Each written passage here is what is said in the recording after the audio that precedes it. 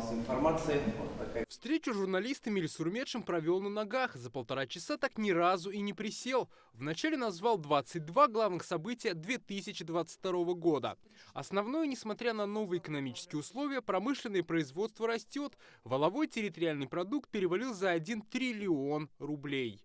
Это такая очень серьезная цифра. Наверное, не более 2 десятков регионов, может быть 25 из 82 могут доложить сопоставимыми цифрами. То есть одна Казань, такая промышленная житница, по-прежнему остается. Продолжается реализация крупных инфраструктурных проектов. Только на строительство дорог выделены 25 миллиардов рублей. В ближайший год должны открыть Вознесенский тракт и обновленное Горьковское шоссе. Спасибо еще раз нашим руководителям и нашей республики, и страны. И кто выше на небесах, все услышали наши пожелания. 25 миллиардов – это уже такая серьезная сумма. И если мы были в первой тройке и совсем недавно по обращениям граждан, по недовольству граждан, то сегодня это ниже десятки опустилось. И подавляющее большинство жителей Казани считает, что дороги в Казани хорошие. Сейчас в городе идет реконструкция третьего северного коллектора. Полимерный рукав составит более 2 километров. Обновление призвано покончить с постоянными прорывами. Никто не рассчитывал, создавая сети нового Новосавиновского района, что изобретут, 30 лет, 40 назад, что изобретут ферри с активной средой. И у нас, конечно, эти сети просто как дуршлаг. Пока это за счет водоканала и его инвестпрограммы, но стране нужны федеральные большие программы, такие же, как капитальный ремонт жилого фонда. Несмотря на праздничный формат встречи, журналисты подняли целый ряд острых тем. Когда Казанская мэрия прекратит беспредел со стороны застройщиков, которые создают гигантские ЖК без всякой инфраструктуры. Ни один застройщик не обязан строить ни школу, ни детские сады.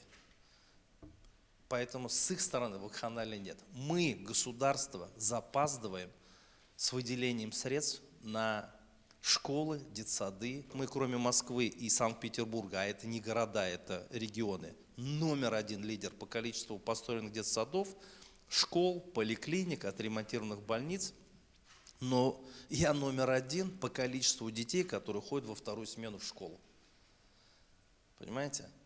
То есть вот то, что недофинансировали, оно вроде сейчас, посмотрите цифры, на детсады дали, на школы дали, но их мало. Поэтому я не могу остановить стройку жилищную и сказать: слушайте, давайте догоним сначала количество детсадов и школ, но жизнь остановится.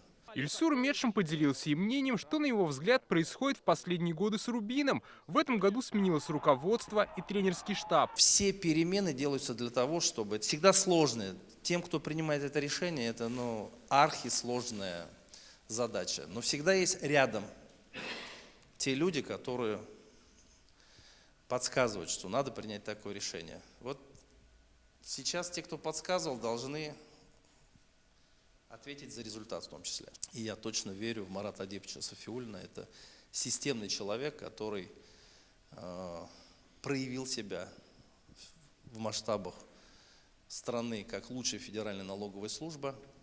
И надеемся, у него все получится. А мы будем помогать. Ильсур Метшин рассказал и о том, как Казань будет поддерживать военнослужащих, их семьи и город Лисичанск. Уже отправлено более 540 тонн гуманитарной помощи.